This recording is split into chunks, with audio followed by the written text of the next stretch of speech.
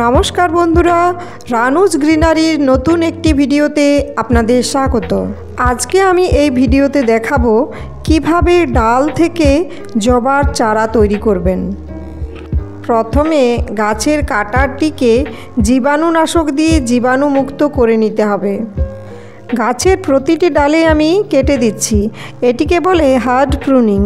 এক্ষেত্রে আমার পুরনো গাছটি অনেক ঝাঁকড়া হবে এবং আমি অনেকগুলি যেহেতু ডাল পাচ্ছি সেগুলো থেকে অনেকগুলি চারা তৈরি করতে পারবো। আমি কিন্তু প্রতিটি লম্বা ডালের একদম সরু অংশগুলি বাদ দিয়ে মাঝের মোটা অংশটি নিয়েছি চারা তৈরির জন্য। আর প্রত্যেকটি ডাল কাটার সময় এর পাতাগুলি কিন্তু সবই বাদ দিয়ে দিতে হবে, একটি পাতাও রাখার প্রয়োজন নেই।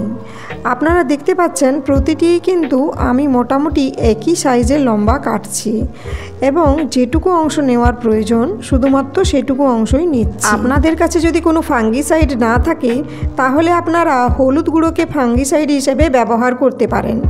এক্ষেত্রে আপনাকে প্রত্যেকটি ডালের দুটি প্রান্তকেই হলুদ গুঁড়োতে ডুবিয়ে নিতে হবে।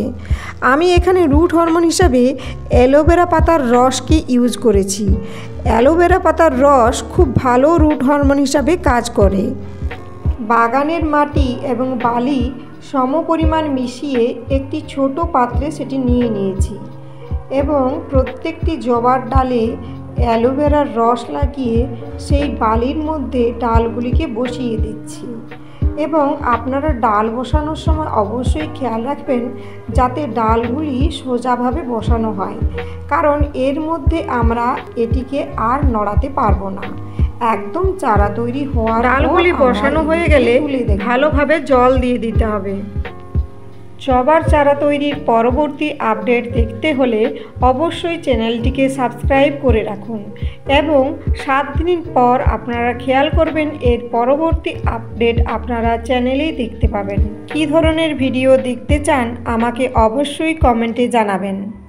এই ভিডিও সংক্রান্ত কোনো প্রশ্ন থাকলে অবশ্যই কমেন্টে জানাতে পারেন। ডাল থেকে কোন কোন গাছের চারা তৈরি সম্ভব তার ভিডিও আমার চ্যানেলে পরবর্তীতে আপনারা দেখতে পাবেন।